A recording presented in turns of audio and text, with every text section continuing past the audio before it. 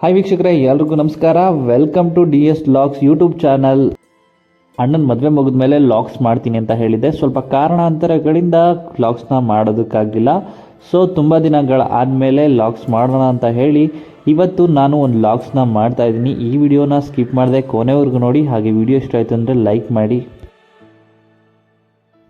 ಕೆಲಸ ಅಂತ ತುಂಬಾ ಬ್ಯುಸಿ ಇದ್ದಂಥ ನಾವು ತುಂಬ ದಿನಗಳ ನಂತರ ಅಪರೂಪಕ್ಕೆ ಫ್ರೀ ಮಾಡಿಕೊಂಡು ಸೀದಾ ಹೊರಟಿದ್ದೆ ಮೈಸೂರು ಕಡೆ.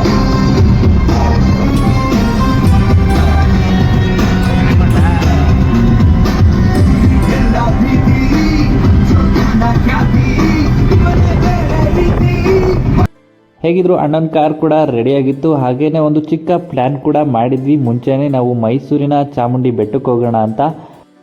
ಹಾಗೆಯೇ ಬೆಟ್ಟಕ್ಕೆ ಹೋಗೋಕ್ಕಿಂತ ಮುಂಚೆ ಮೈಸೂರು ಮತ್ತು ಶ್ರೀರಂಗಪಟ್ಟಣ ರಸ್ತೆಯ ಮಧ್ಯದಲ್ಲಿರುವಂತಹ ಪಯಣ ಕಾರ್ ಮ್ಯೂಸಿಯಂಗೊಂದ್ಸಲ ಭೇಟಿ ಕೊಡೋಣ ಅಂತ ಅನಿಸಿ ಅಲ್ಲಿಗೂ ಕೂಡ ಹೋಗೋದಕ್ಕೆ ಪ್ಲಾನ್ ಮಾಡಿದ್ವಿ. ಇನ್ನು ಈ ಪ್ಲೇಸ್ ಇರುವಂಥದ್ದು ಮೈಸೂರು ಹಾಗೂ ಶ್ರೀರಂಗಪಟ್ಟಣ ರಸ್ತೆಯ ಮಧ್ಯಭಾಗದಲ್ಲಿರುವಂಥದ್ದು. ಇದಾದ್ಮೇಲೆ ನಾವು ಕೂಡ ಸೀದಾ ಒಳಗಡೆ ಎಂಟ್ರಿನ ಕೊಟ್ವಿ. ಕಾರಲ್ಲಿ ಕೂಡ ಸಖತ್ತಾಗಿನೇ ಎಂಜಾಯ್ ಮಾಡಿಕೊಂಡು ಪಯಣ ಕಾರ್ ಮ್ಯೂಸಿಯಂ ಹತ್ರ ಒಳಗಡೆ ಎಂಟ್ರಿನ ಕೊಟ್ವಿ.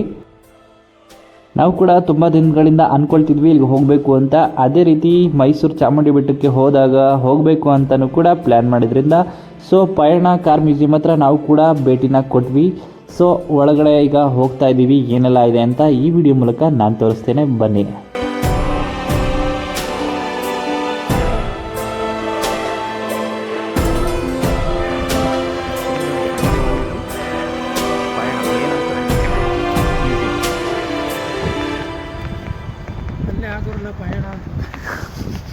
ಇನ್ನು ಒಳಗಡೆ ಎಂಟ್ರಿ ಫೀಸ್ ಕೂಡ ಇರುತ್ತೆ. ಪಯಣ ಕಾರ್ ಮ್ಯೂಸಿಯಂಗೆ ಪ್ರತಿ ತಲೆಗೆ 50 ರೂಪಾಯಿ.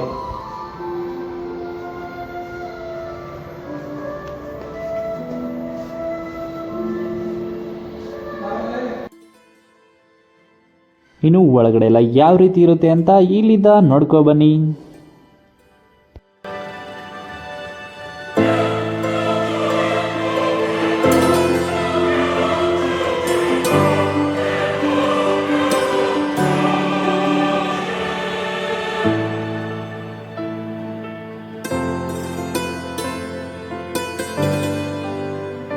ಇನ್ನು ಪಯಣ ಕಾರ್ ಮ್ಯೂಸಿಯಂ ಒಳಗಡೆ 80ರಿಂದ 90 ಕಾರ್ಗಳು ಇದ್ದಾವೆ.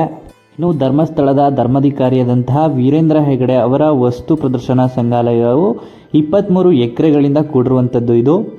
ಇನ್ನು 1925ರಿಂದ ವಿಂಟೇಜ್ ಕಾರುಗಳಿಂದ ಹಿಡಿದು ಹೊಸ ಮಾದರಿಗಳ ಕಾರ್ಗಳವರೆಗೂ ಇಲ್ಲಿ ಇದೆ ಅಂತಲೇ ಹೇಳ್ಬೋದು.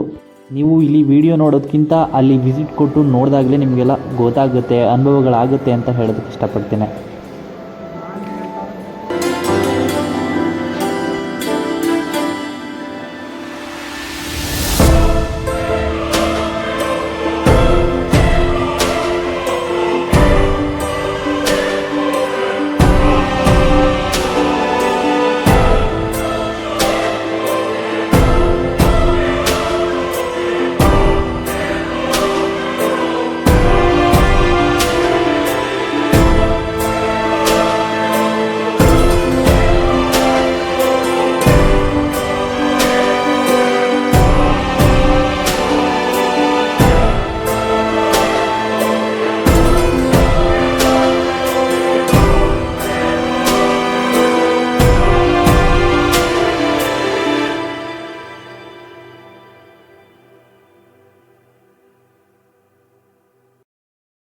ಇಷ್ಟು ಮೇಲ್ಗಡೆ ಇರುವಂಥದ್ದು. ಇನ್ನು ಕೆಳಗಡೆ ಇತ್ತು, ಆದರೆ ಮೇಲ್ಗಡೆ ಇನ್ನೂ ಸ್ವಲ್ಪ ಬಾಕಿ ಇತ್ತು. ಅದನ್ನು ತೋರಿಸೋಷ್ಟರಲ್ಲಿ ಅಣ್ಣ ಕೂಡ ದೇವಸ್ಥಾನಕ್ಕೆ ಹೋಗೋದಕ್ಕೆ ಟೈಮ್ ಆಗುತ್ತೆ, ಬನ್ನಿ ಬನ್ನಿ ಅಂತ ಫೋನ್ ಮಾಡ್ತಾನೆ ಇದ್ರು.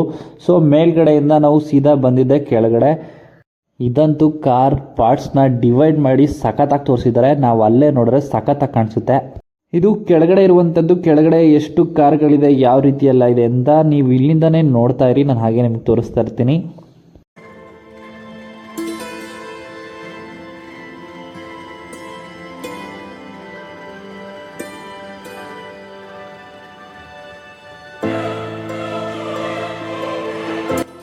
ಹಾಗೆಯೇ ಪಯಣ ಕಾರ್ ಮ್ಯೂಸಿಯಂನಲ್ಲಿ ವಸ್ತು ಪ್ರದರ್ಶನಕ್ಕೆ ಇಟ್ಟಿರುವಂಥ ಕೆಲವು ವಸ್ತುಗಳು ನಿಮ್ಮ ಮುಂದೆ ಈಗ ನೀವು ನೋಡ್ತಾನೆ ಇರ್ಬೋದು. ಇಲ್ಲಿ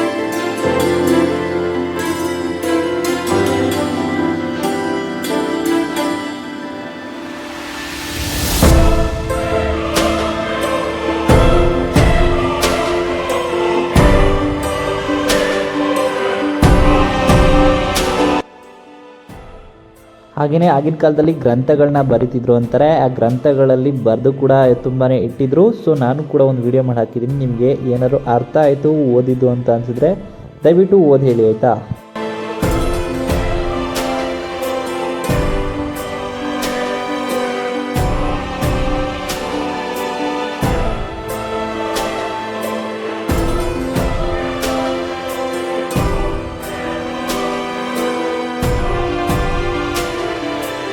ಹಾಗೆಯೇ ಮ್ಯೂಸಿಯಂನಲ್ಲಿ ಕೆಲವೊಂದಿಷ್ಟು ಹಳೆಯ ನೋಟ್ಸ್ ಮತ್ತು ಕಾಯಿನ್ಸ್ಗಳನ್ನ ಇಟ್ಟಿದ್ದಾರೆ ನೋಡೋದಕ್ಕೆ ಅಂತ. ನಿಮ್ಗೆ ಹತ್ರ ಇರೋದು ಯಾವ್ದಾದ್ರು ಇದ್ರೆ ಕಮೆಂಟ್ ಮಾಡಿ, ಹಾಗೆಯೇ ನೋಡಿದ್ರು ಕೂಡ ಕಮೆಂಟ್ ಮಾಡಿ ಆಯಿತಾ.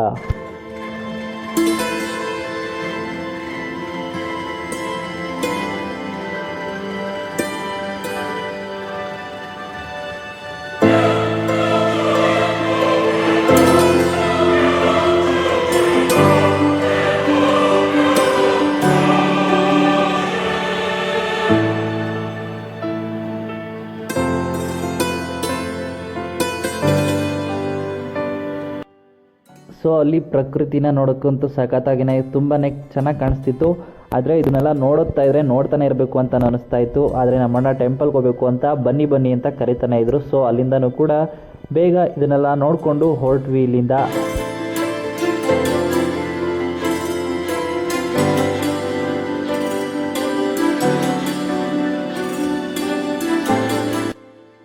ಹಾಗೆಯೇ ಪಯಣ ಕಾರ್ ಮ್ಯೂಸಿಯಂನ ಎಲ್ಲ ನೋಡಿ ಹೊರಗಡೆ ಬಂದ್ವಿ. ಸೀದಾ ಹೊರಟಿದ್ದೆ ಈಗ ಮೈಸೂರು ಚಾಮುಂಡಿ ಬೆಟ್ಟಕ್ಕೆ ಹೋಗೋಣ ಅಂತ ಮೈಸೂರು ಕಡೆ ಹೊರಟ್ವಿ.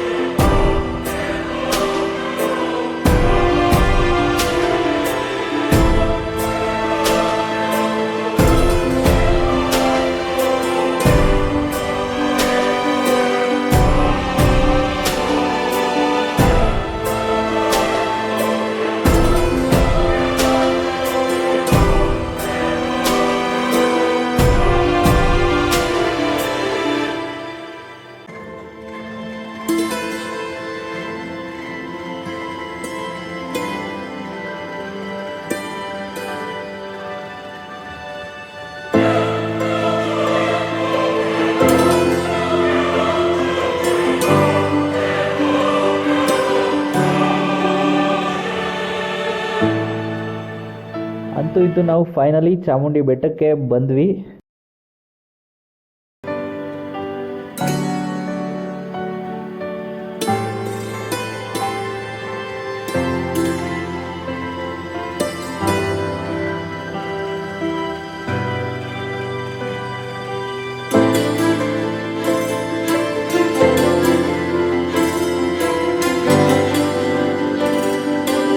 ಇನ್ನು ಕಾರ್ನ ಪಾರ್ಕಿಂಗ್ ಏರಿಯಾದಲ್ಲಿ ನಿಲ್ಲಿಸಿ ನಾವು ಸೀದಾ ಚಾಮುಂಡಿ ಬೆಟ್ಟದ ಬಳಿ ಬಂದಿದ್ವಿ. ಚಾಮುಂಡಿ ಬೆಟ್ಟ ನೋಡಿ ಅಪ್ಪ ಯಾರು ಜನ ಇಲ್ಲ ಅಂತ ಅಂದ್ಕೊಂಡು ತುಂಬಾ ಖುಷಿಯಾಗಿದ್ವಿ. ರಶ್ ಕೂಡ ಕಮ್ಮಿ ಇರುತ್ತೆ, ಬೇಗ ಹೋಗ್ಬೋದು ಅಂತ. ಆದರೆ ನಾವು ಅಲ್ಲಿಗೆ ಹೋದ್ಮೇಲೆ ಗೊತ್ತಾಗಿದ್ದು ಆಲ್ರೆಡಿ ಟೈಮು 6:20 ಆಗಿತ್ತು. ಸೊ ಒಳಗಡೆ ಕ್ಲೋಸ್ ಆಗಿತ್ತು. ಸೊ ಈ ಕಾರಣದಿಂದಾಗಿ 7:15 ಮತ್ತೆ ಓಪನ್ ಇರುತ್ತೆ, ಅಲ್ಲಿ ತನಕ ವೆಯ್ಟ್ ಮಾಡೋಣ ಅಂತ ಹೇಳಿ ಅಲ್ಲೇ ಸುತ್ತಮುತ್ತ ಓಡಾಡ್ತಾ ಇದ್ವಿ.